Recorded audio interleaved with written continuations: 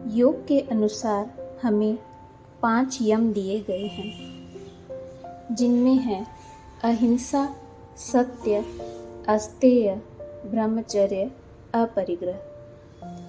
आज हम अहिंसा के बारे में बात करेंगे। अहिंसा क्या है और हमें अहिंसा का मार्ग क्यों अपनाना चाहिए।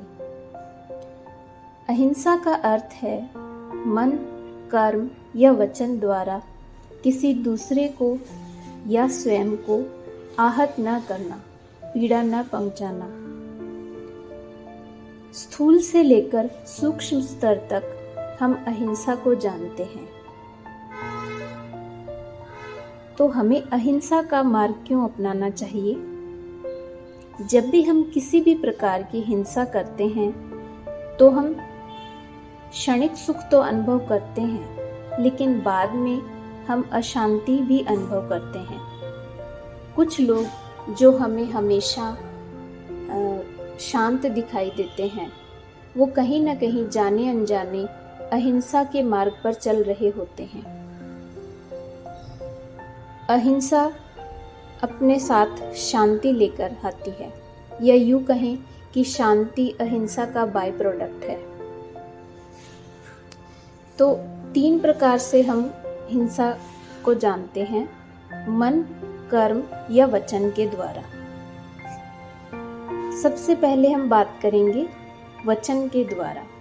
जब भी हम किसी की निंदा करते हैं, उसके शारीरिक रंग रूप को लेकर प्रतिक्रिया देते हैं, उसे बुरा फील करवाते हैं, तो यह हो गई वचन के द्वारा या बोलकर की जाने वाली हिंसा।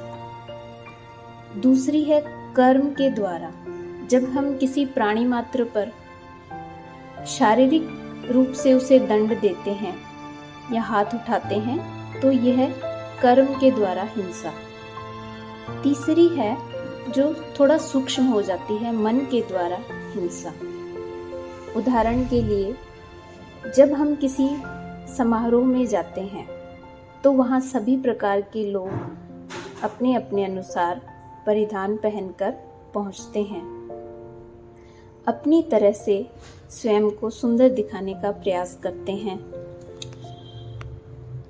जब हम स्वयं को बहुत अधिक व्यक्त करते हैं अपने कपड़ों द्वारा, गहनों द्वारा, व्यक्तित्व द्वारा, और यह भाव रखते हैं कि सबसे ज़्यादा प्रभावशाली मैं रहूं और कोई ना, तो यह देखकर हो सकता है कि कोई व्यक्ति खुद को हीन समझने लगे।